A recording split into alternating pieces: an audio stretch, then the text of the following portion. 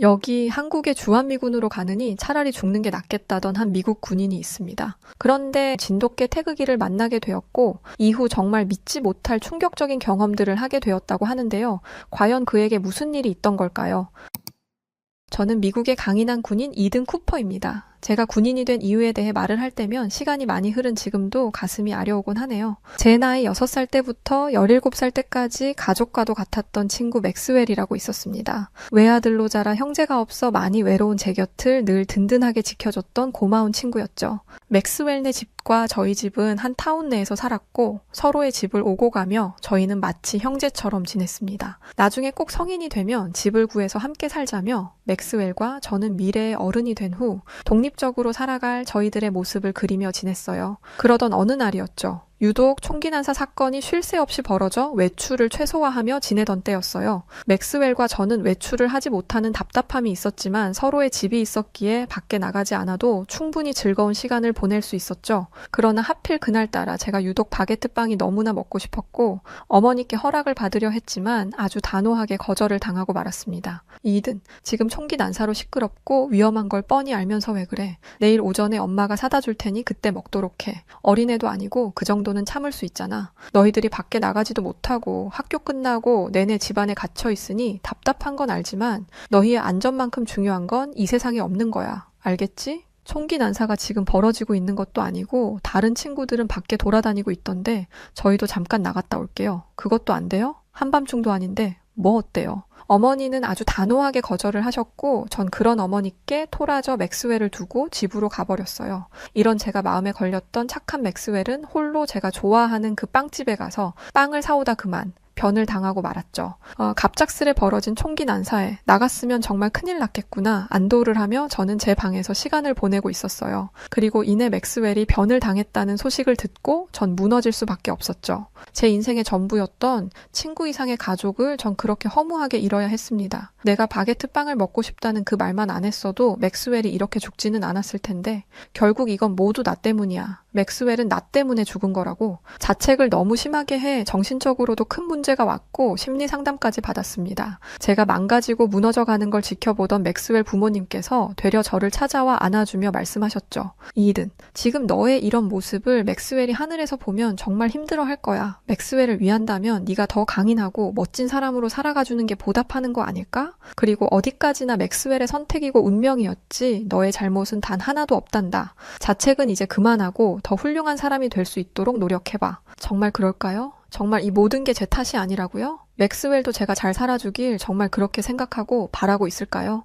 맥스웰의 부모님, 저희 부모님, 그리고 심리상담 등의 도움을 받아 저는 겨우 다시금 일어설 수 있었어요. 그리고 전 힘없고 죄 없는 사람들에게 무자비하게 총기 난사를 하여 사건 사고를 일으키는 그들은 앞으로도 계속해서 있을 거라 생각했죠. 그래서 처음에는 경찰이라는 직업을 택할까 생각했지만 더 강인한 군인을 선택하게 되었습니다. 앞으로의 남은 제 인생은 약한 사람들을 제 한 몸을 대신해 보호하며 그렇게 살 것이라 다짐을 했죠. 그렇게 군인으로 살게 된 저는 비교적 정신이 맑아지기 시작했어요. 물론 군인으로 살아가는 하루하루는 결코 쉬운 일은 아니었습니다. 기본 군사훈련 및 전문 기술훈련, 연합훈련 등 다양한 훈련은 기본적으로 해야 했으며 이 외에도 전쟁 및 군사작전을 수행하고 특수작전 수행 등 나라를 위한 다양한 임무를 수행해야 하는 엄중한 위치에 있었죠. 전 제게 이런 자격이 부여된다는 것 자체가 아주 좋았습니다. 가끔 맥스웰이 떠올라 눈물이 차오를 때면 오히려 전 더 제 자신을 혹독하게 훈련시키고 강인하게 만들었어요.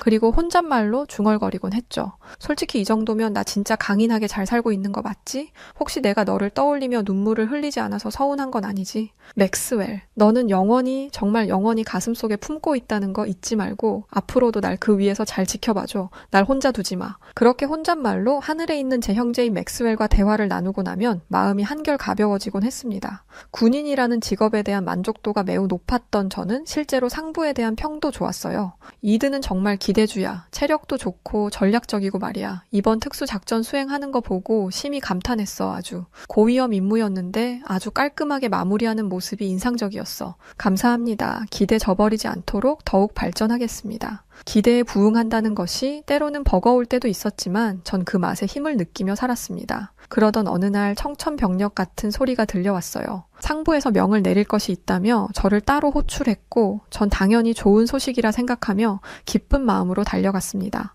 그런데 제가 들은 말은 너무도 충격적이라 인정을 할 수가 없었죠. 이든에게 기회를 주려고 하거든. 주한미군으로 넘어가서 생활하도록 해. 새로운 전장에서 새로운 도전을 하면 더 높은 성과가 있을 거야. 이미 배치는 끝났고 준비하도록 해. 정말 마른 하늘의 날벼락 같은 소리였습니다. 다른 곳도 아니고 한국같이 형편없는 국가에 가서 군 생활을 해야 한다는 것 자체에 저는 좌절하고야 말았어요. 이미 제가 주한미군으로 배치가 끝났다는 말씀이십니까? 전 지금처럼 미국에서 군인으로 있고 싶습니다. 한국으로는 가고 싶지 않습니다. 상부 명령을 어기겠다는 소리로 간주해도 괜찮나? 죽어도 가기 싫었던 한국이라 제 속마음을 고백했지만 상부의 명을 어길 수 없는 저는 한낱 군인이었습니다. 결국 선택권은 전혀 없었고 전 상부 지시대로 움직여 한국으로 가야 했죠. 강인한 군인으로서의 그 정신으로 이곳 미국에서 지냈던 제 모든 세월이 한순간에 무너지는 기분이 들었습니다. 당장 가족과 떨어져 지내야 한다는 심적인 부담감도 컸으며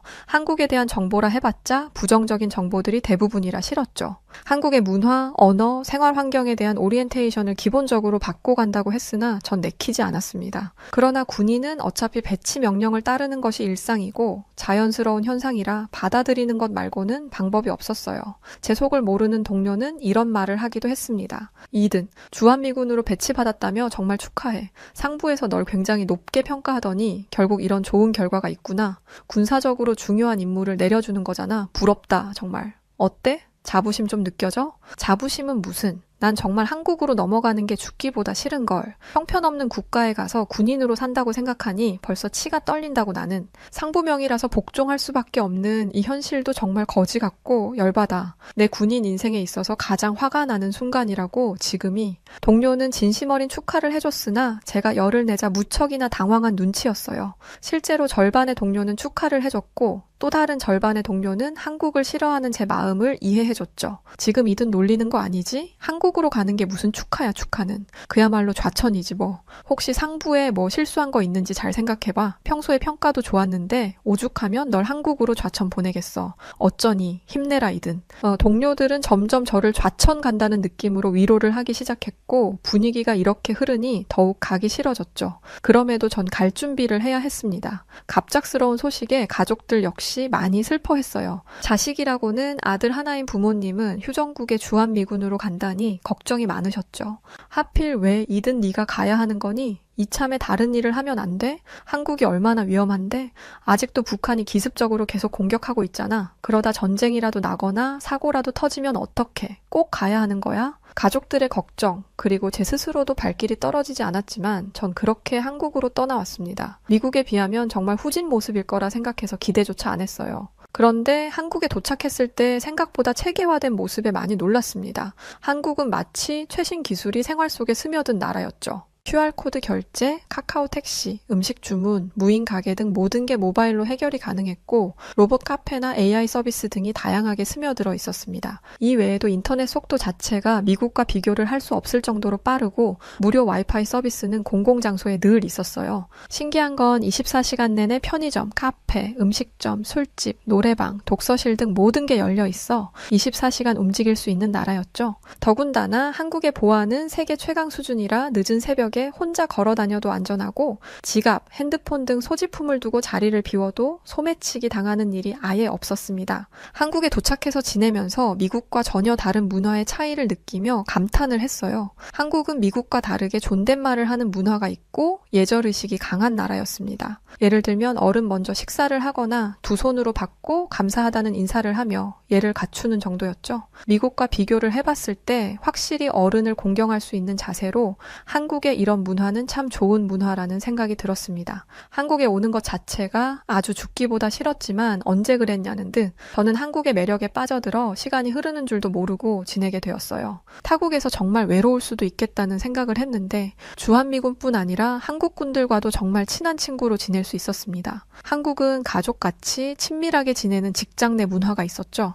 그렇다 보니 주한미군들을 알뜰살뜰 챙기며 맛있는 맛집도 데려가지고 함께 시간을 보내며 저희들은 모두 한 동료가 될 수 있었어요. 늘 얼굴을 보면 이런 질문을 했습니다. 이든 밥 먹었어? 이든 저녁 같이 먹을래? 한국인들은 신기하게도 밥 하나로 대화를 모두 이어가기도 했어요. 밥심으로 산다고 하긴 하나 밥 먹었냐 혹은 밥을 같이 먹자는 말로 그들의 친밀도를 알 수 있었죠. 저 말이 곧 저와 시간을 보내고 싶다는 말이라는 것을 한국 문화에 적응하며 저도 알 수 있었습니다. 생각보다 전 한국에서 지내는 시간들이 정말 좋았어요. 맥스웰을 떠나보낸 후 제 마음에 품은 진정한 친구는 단 한 명도 없었는데 이곳 한국에 와서 그런 진정한 친구들이 하나둘 생기기 시작했죠. 점점 한국에 적응하며 주한미군으로 복무를 하면서 전 군견이던 진돗개 태극이를 만나게 되었습니다. 애초에 진돗개라는 견종 자체를 처음 들어봤던 터라 태극이의 존재 자체를 전 무시했어요. 진돗개? 뭐 한국에만 있는 견종인 건가? 군견은 세퍼트가 최고지.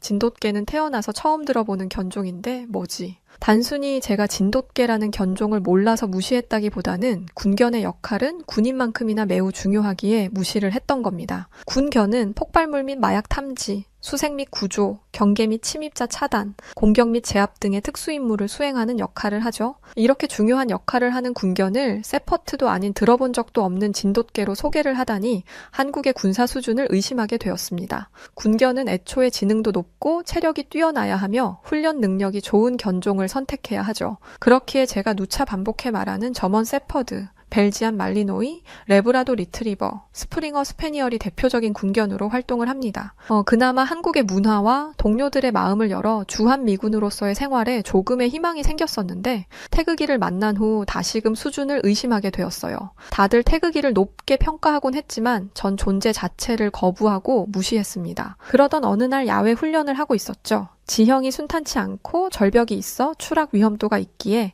높은 집중도가 필요한 훈련을 하게 되었습니다. 워낙 훈련에서 늘 높은 평가를 받았기에 전 평소와 같이 훈련에 임했어요. 그런데 생각보다 동료들이 제 속도를 따라오지 못했고 기다려주고 함께 하려다 보니 저 역시 제 기존의 속도에서 어긋나며 스텝이 꼬였습니다. 정말 순식간에 벌어진 일이었죠. 뒤처진 동료들을 본다고 가던 길을 멈춰서 몸을 뒤로 돌리는 순간 산 절벽에서 발을 헛디뎌 그대로 추락하게 되었습니다. 떨어지는 그 찰나의 순간에 전 비명조차 지르지 못했고 가족들의 얼굴 그리고 맥스웰의 얼굴이 떠올랐어요. 아, 내가 결국은 이렇게 가는구나. 바로 그때 풍덩하고 물속으로 빠졌고 체중이 실려 물 아래로 한참을 내려갔죠. 순간 여기서 어떻게든 올라가야 산다는 그 생각에 전 정신을 차리고 빛이 보이는 곳으로 몸에 힘을 풀고 쭉 올라갔습니다. 그렇게 겨우 수면 위로 얼굴을 내밀었고 헤엄을 치려 했지만 다리에 극심한 통증이 느껴졌어요. 아무리 헤엄을 치려 해도 다리는 부러져 움직일 수가 없었고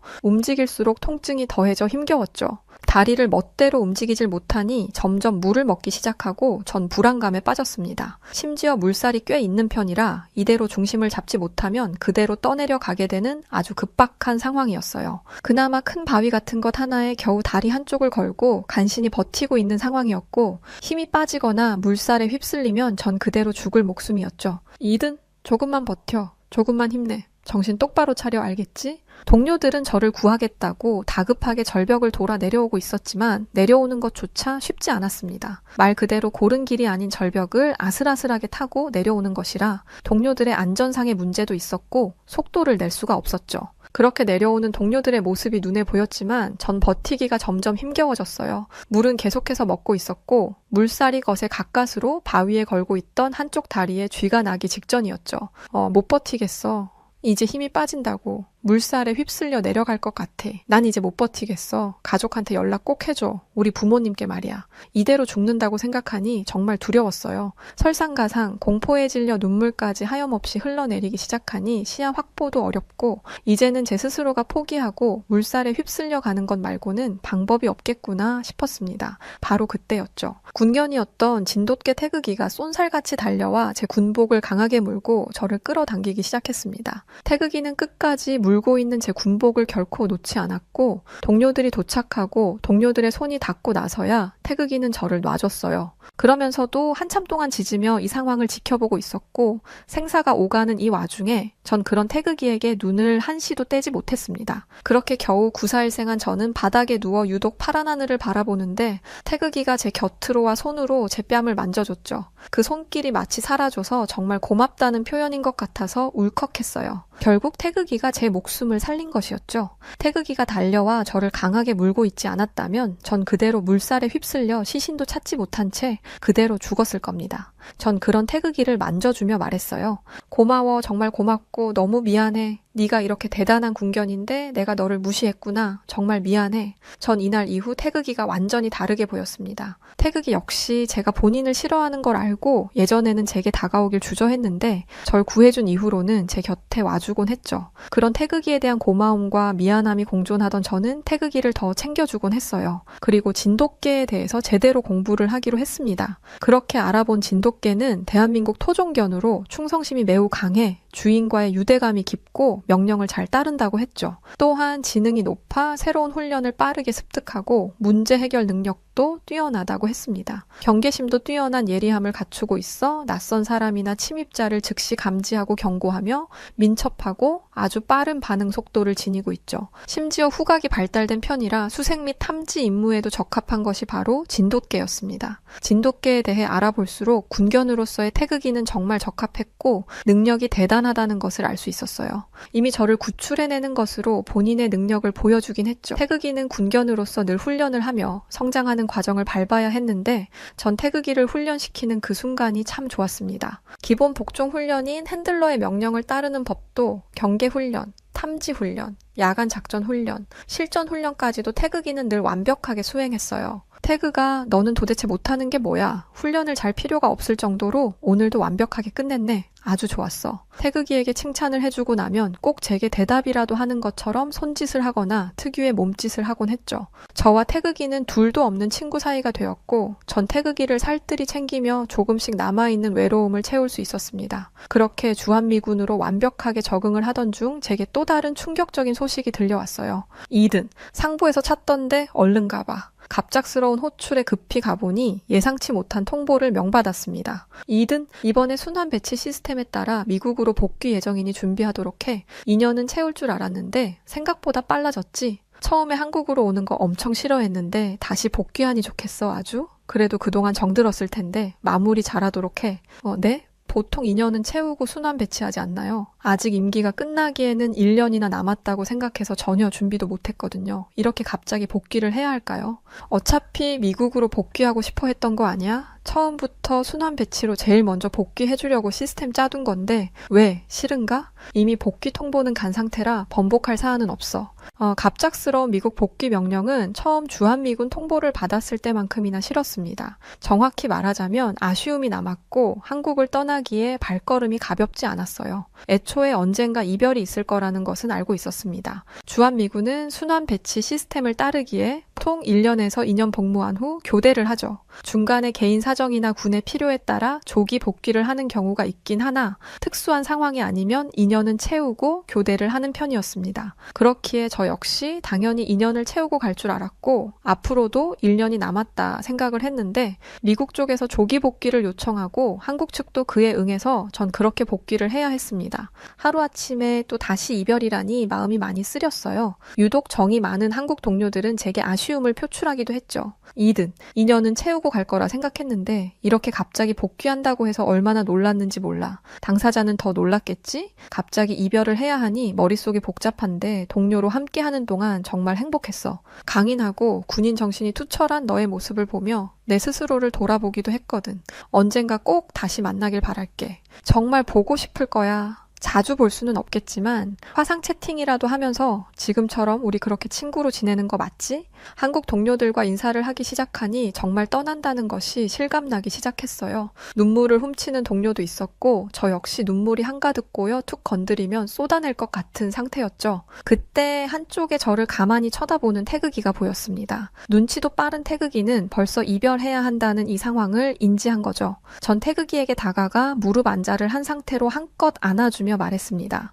태그가 내가 정말 너 두고 가려니 마음이 좋지가 않네. 너 보고 싶어서 어떻게 참을까 싶다. 내가 꼭 태극이 너 보러 휴가 때 올게. 지금처럼 건강하게 잘 지내고 있어야 해. 알겠지? 태극이의 눈망울에도 눈물이 맺히는 걸 보고 참았던 눈물을 결국 흘렸습니다. 그렇게 한국에 제 친구들과 뜨거운 안녕을 하고 전 미국으로 돌아왔어요. 미국으로 복귀를 해서 군인으로 또 그렇게 살아가고 있는데 이번에 상부에서 제게 또 다른 명을 내리려 했죠. 유럽 쪽으로 배정 내릴까 하는데 이든 어떻게 생각하나? 전 여기서 순간적으로 질려버렸습니다. 미국에 복귀한 지 고작 한 달이 넘어갈 무렵에 또 다시 다른 곳으로 배치를 하려는 상부의 태도에 말이죠. 물론 군인으로 살며 순환 배치를 하는 것, 교대 및 단기 파견을 가는 것은 어느 정도 예상은 하고 있었습니다. 그런데 유독 제게 거는 기대가 크다는 이유로 절 너무 외부로만 돌리려 했죠. 이건 결코 제가 생각하는 군인의 모습이 아니었습니다. 전 강인하고 한 곳에서 털을 잡고 우두커니 서서 이 나라를 지키고 싶었던 것이지 이곳저곳 마치 팔려다니듯 떠돌며 생활하고 싶었던 것이 아니었죠. 군인이라는 이 직업에 신물이 날 무렵 전 문득 맥스웰과 했던 우리의 미래를 그렸던 일이 떠올랐어요. 함께 살자는 그 미래와 자유롭게 여행을 다니며 그 나라들을 경험해보자던 그 약속 말이죠. 지금 아니면 정말 언제 할 수 있을까라는 아찔하고 다소 충동적인 생각이 스치던 저는 아주 과감한 결정을 했습니다. 저 이제 군인으로서 퇴역하겠습니다. 제 과감한 결정에 상부와 동료들은 아주 난리도 아니었지만 오히려 전 마음이 편했어요. 그렇게 크게 한번 딱 지르고 나서 전 자유를 찾게 되었습니다. 늘 규칙적인 생활 패턴으로 일상을 보내던 제가 늦잠도 자보고 어머니가 해주시는 밥을 먹고 간식도 먹으며 그렇게 마치 어린 시절로 돌아간 듯 살았어요. 몸이 편해지고 마음의 여유가 생기니 한국에 있는 태극이가 어찌나 보고 싶은지 그럴 때마다 한국 동료들에게 화상 전화를 해 태극이의 얼굴을 보기도 하고 영상을 대신 받기도 했습니다. 전 긴 여행을 떠날 채비를 하고 계획은 하나도 없이 그저 발길이 닿는 대로 흘러가는 대로 1년을 돌다 올 예정이었죠. 물론 나이가 있고 미래를 생각하지 않을 수 없어 미래에 대한 계획도 세우고 출발을 했습니다. 전 고위 인물의 개인 경호원으로 근무를 할 예정이었고 1년 후 가능한 고위 인물의 경호를 하려 했어요. 그렇게 여행길에 나서서 우여곡절을 다 겪었습니다. 행복한 날이 있으면 순탄치 않은 순간도 분명히 존재했죠. 그럼에도 자유와 새로운 문화를 경험하는 것만큼 짜릿한 일은 없었습니다. 여행길에 나선 지 4개월 차가 흐르던 어느 날 한국 후임에게서 전화 한 통이 왔어요. 여행 잘 하고 계신 거죠? 너무 부럽습니다. 저도 정말 군인 그만두고 다른 거 할까 진지하게 고민하고 있거든요. 아참, 그런데 요즘 태극이 몸이 많이 안 좋아요.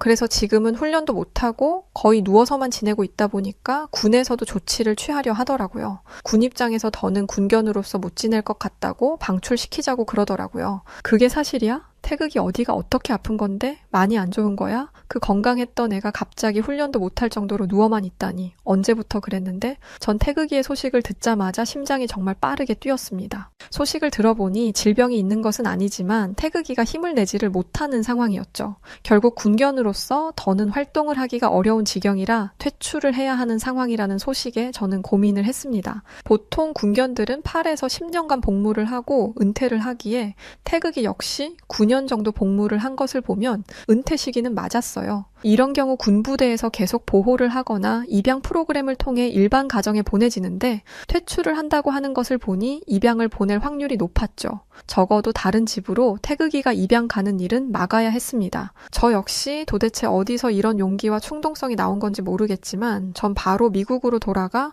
한국으로 넘어갈 채비를 하고 한국으로 갔어요. 곧장 부대로 달려가 태극이를 봤는데 가만히 누워서 움직이지도 못하던 태극이가 글쎄 저를 보고 꼬리를 흔들며 힘겹게 몸을 일으켜 몸을 비비는 것입니다. 마음의 병인지 고된 훈련으로 이제는 지친 것인지 몰라도 하나 확실한 것은 저를 많이 그리워했다는 것이었죠. 전 그런 태극이를 끌어안고 한참 동안 시간을 보내다 큰 결심을 했습니다. 제가 태극이 입양하겠습니다. 제가 태극이 입양 절차에 따라 데려갈 거니까 준비 기간 동안만 보호 아래 잘 보살펴 주세요. 상부에서는 아주 놀라긴 했으나 또 한편으로는 저와 태극이의 애틋함을 알기에 충분히 이해한다는 눈치였죠. 사실 태극이를 데리고 미국으로 갈까 고민을 했지만 태극이가 한평생 살았던 이 한국을 떠나 타국으로 가면 많이 힘들어할 것 같았습니다. 태극이는 똑똑한 아이라 많이 예민하니까요. 그래서 전 태극이를 입양하겠다 결심했을 때 이미 한국에 남아 살겠다는 큰 결심을 같이 했습니다. 경기도 남양주에 마당이 딸린 작은 주택을 구해 태극이와 함께 지내게 되었어요. 마당은 거의 태극이 전용 공간이고 저희는 매일같이 아침 저녁으로 산책을 하며 하루를 보내고 있습니다. 물론 제가 백만장자라 일을 하지 않고 태극이와 온종일 시간을 보내면 너무 좋겠지만 현실은 그렇지 않았죠. 어느 정도 여유 자금이 있어 그 돈으로 전집 근처에 애견동반 카페를 차렸습니다. 이 또한 제가 일하는 동안 마당에서 태극이가 놀 수 있도록 고민을 하다 만들게 된 공간이었죠. 남양주라 근교로 콧바람 쐬러 오시는 분들이 애견동반으로 저희 카페를 많이 찾아주시곤 해요. 태극이는 어느덧 저희 카페의 마스코트로 아주 많은 인기를 누리며 은퇴 후의 삶을 즐기고 있습니다. 한국에서 함께 지냈던 전 동료들은 이제 거리가 가까워지니 저희를 보러 자주 놀러 오곤 해요. 이야, 태극이 많이 씩씩해졌네요. 아빠 잘 만나서 이제야 건강도 되찾고 보기가 너무 좋아요. 이제 태극이 엄마만 있으면 딱인데. 그렇죠? 내가 태극이 덕에 제 2의 인생을 제대로 살고 있지 뭐. 태극이 엄마는 언젠가 우리 곁으로 오지 않을까. 미국에 있는 부모님께서도 처음에는 한국살이를 한다는 제게 서운함을 내비추기도 하셨지만 너무 행복해하는 제 모습을 보며 인정을 해주셨어요. 은근히 자주 저와 태극이를 보러 한국에 놀러 오시기도 해서 보고 싶다거나 그리움은 그렇게 달래고 있습니다. 동료들은 자꾸만 태극이 엄마를 데려오라고 하는데 사실 저는 태극이와 지내는 지금 이 삶이 너무 행복해. 생각이 없어요. 언젠가 우연히 좋은 사람이 생긴다면 모르겠지만 그런 게 아니라면 전 태극이가 제 곁을 떠날 때까지 늘 곁에서 지금처럼 함께할 생각입니다. 태극이는 확실히 저와 함께 지내면서 이전보다 더 좋은 컨디션으로 회복을 했어요. 군견으로 활동할 때처럼 완벽한 컨디션은 아니지만 활기차게 뛰어다니기도 하고 손님으로 오는 다른 반려견들과 잘 어울리기도 한답니다. 태극이는 본인이 군견으로 살았던 그 시간이 너무 좋았던 것인지 몸이 따라주지 않아도 훈련하는 걸 아직도 좋아해요. 그래서 체력에 무리가 가지 않을 정도로만 겉핥기식으로 꾸준히 훈련도 해주고 있답니다. 딱 하나 소원이 있다면 태극이가 그저 지금처럼만 제 곁에서 오래도록 있어주길 바랄 뿐이에요. 결국 인생의 모든 것은 타이밍이라고 제 인생의 모든 타이밍에 함께 했던 태극이는 목숨과도 같은 제 자식이죠. 제 사고관을 바꿔 목숨을 구해주고 또 인생까지 바꿔준 우리 태극이와 남은 생도 잘 살아내겠습니다. 식은 땀을 흘리며 한 손에 USB를 들고 있던 한 남성이 급하게 USB에 담긴 영상을 확인하고 안절부절하며 한국에게 했던 행동을 뒤늦게 후회하고 있습니다. 과연 무슨 일이 있었길래 그가 이토록 당황해했던 걸까요? 안녕하세요. 저는 호주 캔버라에서 살고 있는 호주 국방부 장비 조달국의 브라이언 맥도널이라고 합니다. 한국 분들에게 긴 글을 보내는 게 조금 민망한데 제 이야기를 이렇게라도 전해야 답답한 속이 풀어질 것 같아 이렇게 사연을 보냅니다. 저는 장비 조달국에서 각종 군사 장비 도입을 검토하고 실무를 담당하는 일을 하는데요. 요즘 저희 사무실에는 한숨만 가득합니다. 이 사연을 쓰는 오늘 아침도 마찬가지였어요.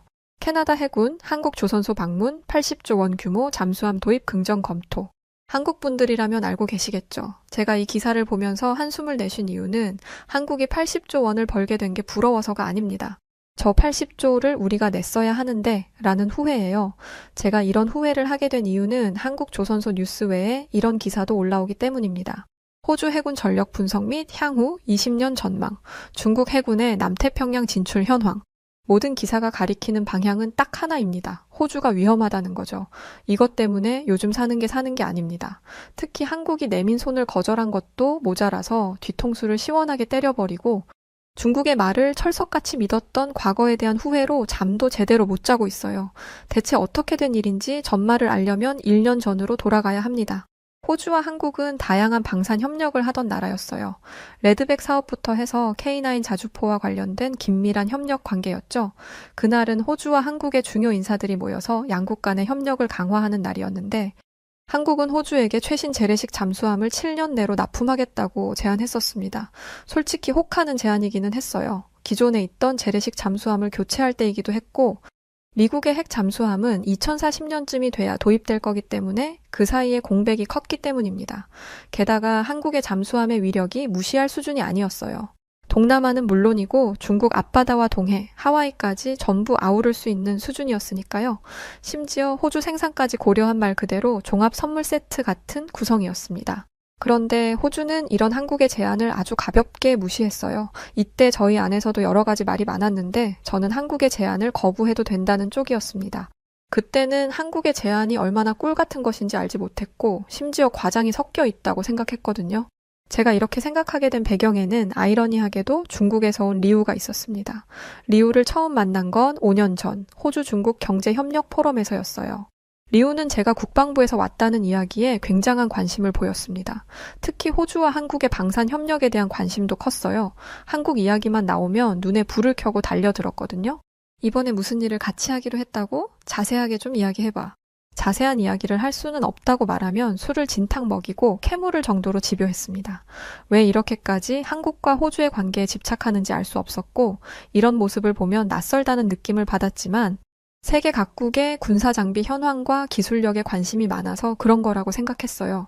리우와 저는 꽤 오랫동안 좋은 인간관계를 유지했습니다. 유창한 영어 실력은 물론이고 호주의 문화와 역사에도 해박해서 정말 잘 맞는 친구였거든요. 리우는 한국이 잠수함에 대해 언급하기 전 저에게 한국의 잠수함에 대한 정보를 슬쩍 흘렸습니다. 한국의 잠수함이 독일에게 밀렸다고 하네. 언제쯤 독일을 따라잡을 수 있을지. 전차는 비등비등하게 올라왔다고는 하는데 잠수함은 리우는 평소에도 다양한 나라의 무기를 두고 이야기하는 경우가 많아서 그러려니 했습니다. 그런데 똑같은 얘기를 반복해서 듣다 보면 그 얘기가 사실인 것처럼 느껴져요. 뭐랄까, 세뇌되는 것처럼 말이죠. 저는 저도 모르는 사이에 한국은 전차와 미사일이나 좀 만들지 잠수함 만드는 능력은 현저히 떨어진다고 생각하게 되었습니다. 실제로 한국은 유럽연합 국가들과의 경쟁에서 종종 밀리고는 했으니까요. 한국이 호주에게 잠수함을 제안하기 몇 개월 전부터 이러고 있었으니 한국의 제안에 부정적인 생각을 하게 되는 것도 어찌 보면 당연한 일이었습니다. 저는 리우를 진짜 친구라고 생각했기 때문에 일상적인 이야기를 편하게 하고는 했어요. 그래서 이런 제안을 받았다는 소식을 가볍게 전했죠. 그런데 리우가 평소의 밝은 표정과 달리 조금 심각한 표정을 지었습니다. 브라이언, 그거 좀 위험하지 않아? 나도 중국에서 왔지만 아시아 국가의 방산 제한은 조심해야 할 필요가 있는 것 같아. 특히 잠수함 같은 전략 무기는 더욱 그렇고 한국 잠수함이 유럽의 기술력에 밀린다는 건 내가 알려줘서 너도 알고 있잖아. 유럽의 검증된 기술력을 두고 왜 모험을 하려고 하는 거야? 저는 대답했어요. 우리는 한국이랑 지금까지 가깝게 지냈잖아. 의리 같은 것도 있고. 그러자 리우는 제게 정신 차리라는 듯이 이야기했습니다. 의리라니. 너는 호주 국방의 미래를 책임지는 사람이야. 이런 결정은 감정에 휘둘리면 안 돼. 검증되지 않은 기술에 의존했다가 피해 입으면 한국이 책임지겠어? 왜인지 모르게 설득이 되는 이야기였어요. 그리고 제 마음을 완전히 돌리게 만든 건 뒤에 이어진 말이었습니다.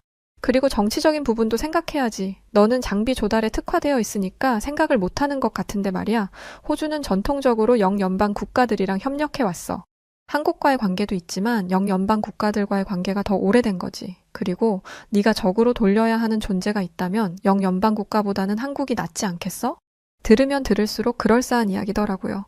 리우 말대로 영국이나 프랑스, 독일처럼 검증된 나라들과 거래하는 것이 맞겠다는 생각이 들었습니다. 다음 날 또 한 번 열린 회의에서는 다른 의견도 나왔어요. 미국의 핵 추진 잠수함 도입 계획이 있는데 뭐하러 재래식 잠수함을 또 마련하냐는 거였죠. 저는 역시 리우의 생각이 맞았다고 생각하면서 한국의 제안을 거절하는데 표를 던졌습니다. 그리고 한국 제안에 대해 부정적인 보고서를 작성하기도 했어요. 어차피 필요 없다. 굳이 잠수함을 하나 더 확보하는 건 세금 낭비다. 라는 식으로 말입니다. 그런데 이렇게 강하게 나오면서도 걱정됐던 부분이 있어요. 한국이 강력하게 항의를 하면 어떻게 하냐는 거였죠. 한국 입장에서는 뒤통수 맞았다고 느낄 수 있으니까요. 저는 만약 그렇게 나온다면 배째라는 식으로 대응하기로 했습니다. 솔직히 말해서 한국 대신 영연방 국가를 선택한다고 하면 한국도 수긍할 수밖에 없으리라 생각했어요. 영연방 국가들이랑 비교했을 때 한국의 수준이 떨어진다는 걸 양심이 있다면 그들도 알 것이라는 판단과 함께요. 그런데 그런 제 판단은 완전히 잘못된 것이었고 불과 1년이라는 시간에 땅을 치고 후회하는 상황이 벌어지고 말았습니다. 호주의 상황을 잘 모르는 분들을 위해서 설명을 하기에 앞서 이것부터 짚고 넘어갈게요. 리우 그놈은 사기꾼의 배신자 그 자체였습니다. 중국인들은 믿을 게 못 된다는 말을 여러 번 들었었는데 리우는 다를 거라고 생각하며 웃어 넘겼어요. 호주에도 나쁜 놈들 많은데 중국이라고 나쁜 놈 없겠냐. 나쁜 중국인 몇 명 때문에 모든 중국인을 나쁘게 생각하지 말아라. 라고 하면서 말이죠. 이렇게 말할 정도로 믿었던 리우와의 사이가 멀어지게 된 건 리우가 제 연락을 피하면서부터였습니다. 말이 피하는 거지 아예 차단당한 것 같았어요. 그리고 리우와 연락이 되지 않은 시점은 한국과의 거래가 불발된 그 시기였습니다. 처음에는 혹시 무슨 일이라도 있나 싶어서 리우의 집에도 찾아가 봤습니다. 그런데 리우는 이미 이사를 간 지 오래였고 어디로 갔는지도 알 수 없었어요. 전화번호는 바뀌었고 리우가 다닌다는 회사도 껍데기만 있는 유령 회사였죠. 솔직히 이때까지만 해도 리우에게 속았다는 느낌보다는 걱정이 컸습니다. 그러던 중 사무실에 충격적인 소식이 전해졌어요. 중국이 뭘 했다고? 중국이 솔로몬 제도와 안보 협정을 체결했다고 하네요. 순간 등줄기에 땀이 흘러나오는 것이 느껴졌습니다. 솔로몬 제도는 호주 앞바다와 다름없습니다. 그런데 그런 곳과 안보 협정을 체결하다니, 만약 그곳에 중국 해군 기지가 건설된다면 중국의 군사시설은 호주의 지척으로 와닿게 됩니다. 한국 분들이라면 대응책을 얼른 세워서 대적할 만한 기지를 세워라 라는 이야기를 해볼 수 있겠죠. 그만한 무기도 있고 기술도 있고 제작도 가능하니까요. 그런데 호주는 아닙니다. 현재 전력에 공백이 있고 이 공백을 메꾸기 위해서 기다렸던 게 미국의 핵 잠수함이었어요. 그런데 문제는 이 핵 잠수함을 받을 수 있는 게 2040년 즈음이라는 겁니다. 방산거래의 특성상 기한을 맞출 거라는 기대도 하지 않아요. 어떻게 기적이 일어나서 2040년에 잠수함을 받는다고 하더라도 지금 현재 전력으로 최소 16년이라는 시간을 버텨야 합니다. 심지어 이때 대만 전쟁을 비롯한 중국의 남하가 시작된다면 호주는 핵 잠수함은 구경도 못할 수 있어요. 여기까지의 내용이 논의가 되자 모든 관계자들의 얼굴이 사색이 됐습니다. 동시에 한국의 거래를 묵사발했던 사람들에 대한 비난이 시작됐죠. 당신들 이거 어떻게 책임질 거야? 그때 한국이 하자는 대로 했으면 7년 안에 잠수함을 받을 수 있었어. 반대 입장에 있던 사람들은 어떻게든 자기 변호를 하려고 했습니다. 7년이라는 기한을 지킬 수 있다는 보장도 없지 않습니까? 그런데 이건 얄짤없는 변명이었어요. 한국이 기한을 지키지 못한 적이 있어? 약속했던 기한보다 빨리 보내면 빨리 보냈지? 단 한 번도 늦은 적 없는 사람들이 한국이야. 저도 욕을 먹는 대상이었지만 이 말에는 대꾸할 수가 없었어요. 호주에게 필요한 재래식 디젤 잠수함을 약속한 시기에 납품할 수 있는 나라는 오직 한국뿐이라는 걸 알고 있었기 때문이었죠. 하지만 할 말이 남아 있었습니다. 분명히 한국의 잠수함 제작 능력은 형편없다고 들었으니까요. 그래서 어차피 한국과의 거래는 불발됐고 당장 필요한 건 일본이나 독일에게서 수입하면 되지 않겠냐는 의견을 내면 모든 것이 해결될 거라고 생각했습니다. 여러분 진정하세요. 오히려 좋은 일일지도 모릅니다. 한국과 섣불리 거래를 안 한 덕에 한국보다 더 뛰어난 기술을 가진 나라와 거래를 할 수 있게 된 거잖아요. 그런데 이 말을 하자마자 사무실의 분위기가 싸해졌습니다. 숨막히는 정적이 흘렀고 누군가 입을 열었습니다. 저게 지금 무슨 소리야? 제가 상상한 반응과 전혀 다른 분위기에 당황스러웠습니다. 설마 몰랐던 건가 싶어서 리우에게 들었던 이야기를 고스란히 전해주었어요. 더불어 영연방 국가들과 손을 잡는 것이 우리에게는 더 이득일 거라는 말도 덧붙였죠. 그런데 말을 하면 할수록 분위기는 악화됐습니다. 당신 전문가 맞아? 어디서 이상한 찌라시를 주워 듣고 와서 헛소리를 하는 거야? 한국의 잠수함 제조 기술이 형편없다니. 설마 이렇게 생각해서 한국 잠수함을 들이는데 반대한 건 아니겠지? 제 상사는 이 말을 하고는 서랍에서 서류를 하나 꺼내 저에게 던지듯 전해주며 사무실을 나갔습니다. 뭔가 해서 봤는데 기밀 보고서 표시가 되어 있더라고요. 저는 서류를 조심스럽게 열어봤는데 서류를 보고 정말 기절할 뻔했습니다. 그 내용은 한국의 도산 안창호급 잠수함에 대해 다루고 있었어요. 충격적인 내용이 줄줄이 이어졌습니다. 도산 안창호급 잠수함이 미 해군과의 연합훈련 중 항공모함 전단을 상대로 한 모의전에서 놀라운 성과를 거뒀다는 내용이 담겨 있었거든요. 한국의 잠수함이 완벽하게 항공모함 전단의 방어막을 뚫고 들어가서 항공모함을 공격 사거리 안에 가뒀다고 합니다. 운이라고 할 수가 없는 게 여러 차례나 성공했다고 했죠. 동시에 미국이 원래 한국의 잠수함 기술에 큰 관심을 기울이고 있다는 자료도 함께 포함되어 있었습니다. 보고서는 여기서 그치지 않았어요. 저는 한국이 독일의 기술을 도입해서 배웠다는 건 알고 있었어요. 그런데 한국이 독일을 앞지른 지 오래라는 건 알지 못했습니다. 그런데 저를 정말 큰 충격에 빠뜨렸던 건 보고서 안에 담겨있던 USB 속 영상이었습니다. 그 영상은 SLBM의 위력을 담은 내용이었는데요. 제가 알기로 SLBM은 한국이 호주에 제안했던 잠수함에 장착될 수중 발사기였어요. 그때는 한국의 기술력에 관심도 없이 거짓된 말에 휘둘려 관심이 없었는데 거대한 물기둥과 함께 바다에서 치솟는 미사일의 영상을 보니 후회가 몰려왔습니다. 한 번이라도 제대로 알아봤다면 이 위력을 모르고 지나가지는 않았을 텐데 그런데 SLBM을 알면 알수록 후회는 걷잡을 수 없이 커져갔어요. SLBM은 현재 세계에서 단 8개국만이 보유한 최첨단 전략 무기입니다.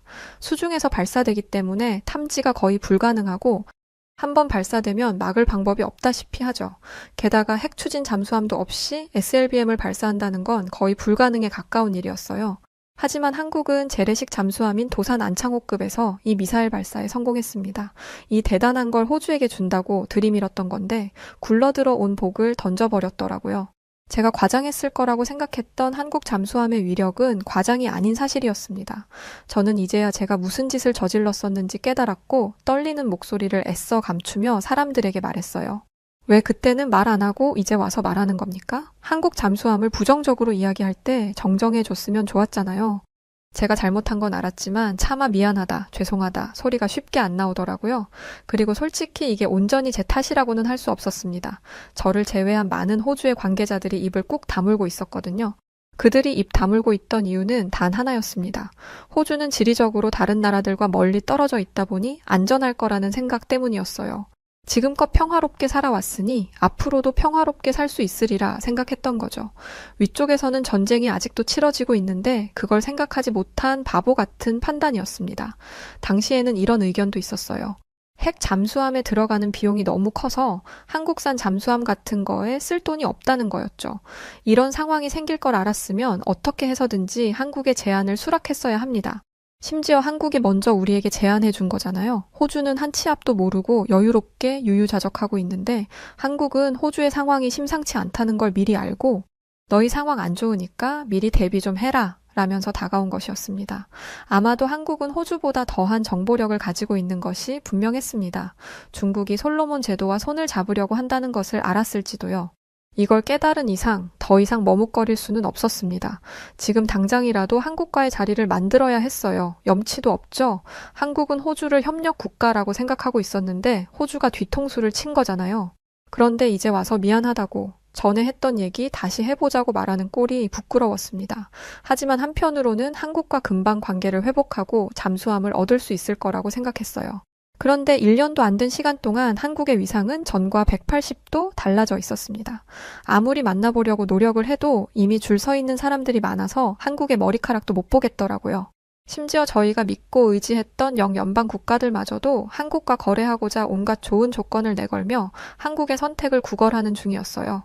위에서는 당장 한국이랑 거래를 성사해 오라고 하지. 동료들한테는 욕을 얻어먹고 있지. 뉴스에서는 호주의 안보가 위기라는 내용만 주야장천 나오고 있지.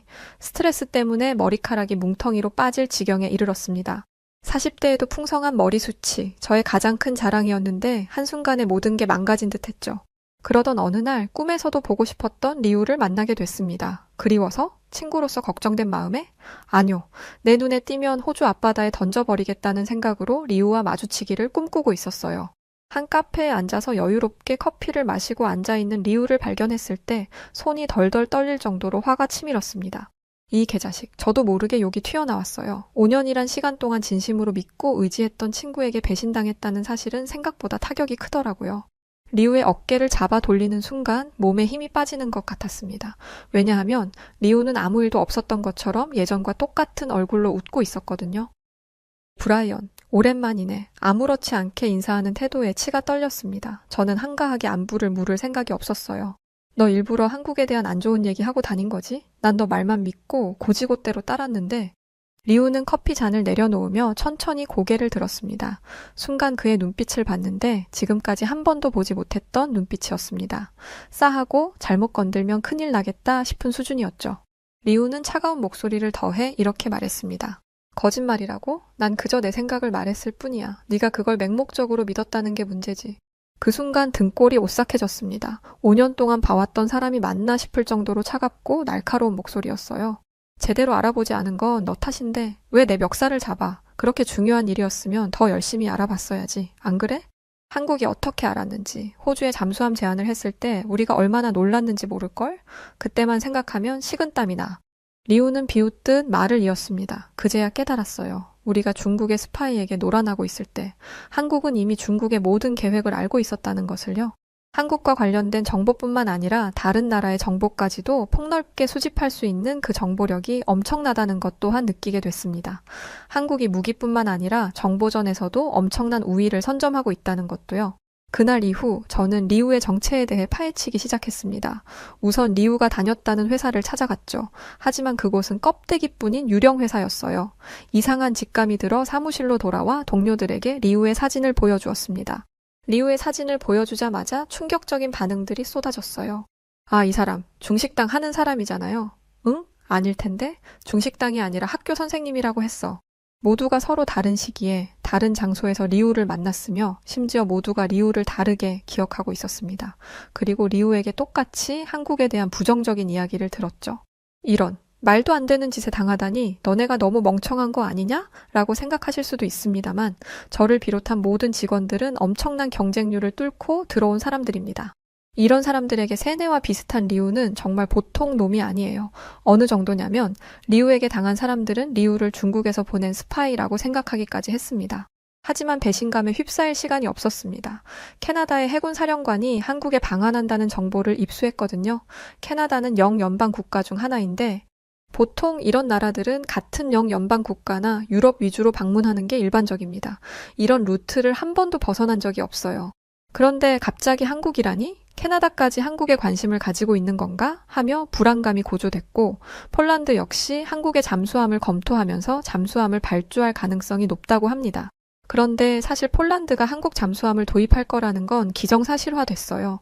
이번 기회에 알게 된 건데 폴란드는 이미 한국과 60조 8,212억에 달하는 규모의 거래를 마친 상황이었습니다. 한국에서 무기가 도착하는 날 총리가 직접 나와서 환영했다고 하니 폴란드의 한국 무기 사랑은 이미 유명하죠. 그런데 더 큰 문제는 따로 있었습니다. 올해 초 미국의 해군 관계자들이 한국에 이미 방문을 했다는 사실이었어요. 이미 함정 건설에 관한 논의를 하는 상황이었다는 거죠. 심지어 미국 CNN은 세계 최고의 함정은 한국의 세종대왕 함이라는 기사를 올렸는데 이건 한국과 미국의 거래가 이루어질 수밖에 없다는 증거이기도 합니다. 한국과 연합훈련을 하면서 한국 잠수함의 위력을 직접 보기도 했습니다. 한국과의 만남이 뜻대로 되지 않자 제가 향한 곳은 레드백 사업을 함께 했던 한국 방산업체의 호주 지사였습니다. 다행히 이번에는 얼굴은 볼 수 있었어요. 그는 제가 왜 왔는지 알고 있는 모양이었습니다. 저는 무겁게 이야기를 꺼냈어요. 지사장님, 본론부터 말할게요. 전에 호주에게 제안했던 거 아직 유효한가요? 아니나 다를까 지사장님은 거절을 표했습니다. 미안합니다. 호주에서 제안을 거절한 후로 너무 많은 수주가 들어와서 말씀하신 건 진행하기 어려울 것 같군요. 이렇게 대놓고 거절을 당하니 대뜸 눈물이 나왔어요. 저는 울면서 지사장님에게 하소연을 하기 시작했습니다. 정말 너무 후회가 됩니다. 왜 그때 남의 말만 믿고 한국을 무시했었는지, 그리고 왜 호주는 아무 일 없이 안전할 거라고 여유를 부렸는지도 후회돼요. 그리고 마음속 깊이 있던 속마음도 꺼냈죠. 인정하기 싫었는데 한국이 너무 부럽습니다. 우리는 독자적으로 무기를 생산하는 것조차 어려운데 한국은 자국에서 쓸 것을 생산하는 걸 넘어 수출까지 하고 있는 거잖아요. 게다가 독일의 기술을 따라 했던 과거에서 이젠 독일보다 월등한 기술을 가지게 됐고요. 대체 왜 우리는 그러지 못했을까? 왜 한국만 다른 걸까? 계속 생각했습니다. 지사장님은 이렇게 대답했어요. 한국에게 어떤 역사가 있는지 잘 알고 계실 거라고 생각합니다. 한국은 소총 하나 제 손으로 못 만드는 나라였어요. 소총, 총알, 그 어떤 것도 만들지 못했고 한국 전쟁 때는 탱크가 없어서 중국, 북한에게 속절없이 밀렸죠. 그때 한국이 얼마나 처참했는지 아십니까? 그 기억이 있기 때문에 밤새도록 연구하고 실험했던 거예요.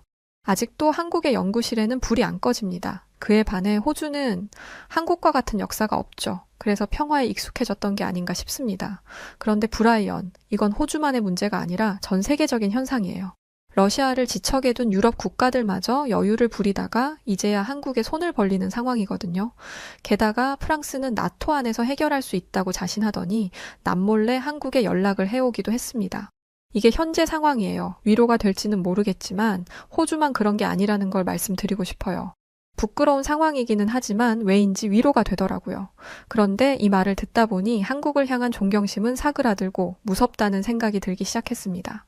미국은 전쟁에 탄피를 지원하느라 창고가 텅텅 비었고 그 창고를 채우기 위해 한국으로부터 155mm 포탄을 수십만 발이나 대여했다고 합니다.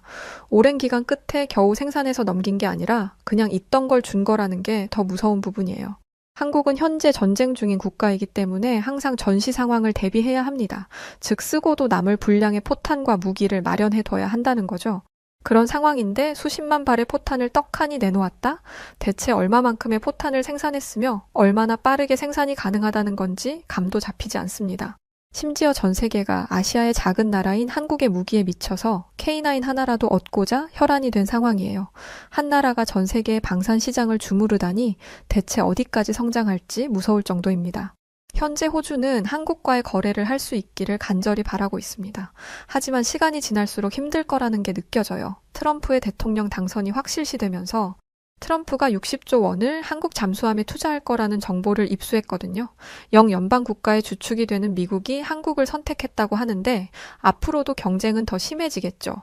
그래서 아쉬운 대로 일본을 주시하고 있는데 한국과 협력 관계였다 보니 아무리 봐도 부족한 것 투성이에요. 기술적인 부분이 부족한 건 당연한 거고 장인 정신이랍시고 납기일도 제대로 안 지키는 게 수도 없이 많다고 합니다. 한국처럼 제 시간 안에 완벽한 컨디션으로 만들어주는 나라는 찾으려고 해도 찾을 수가 없네요.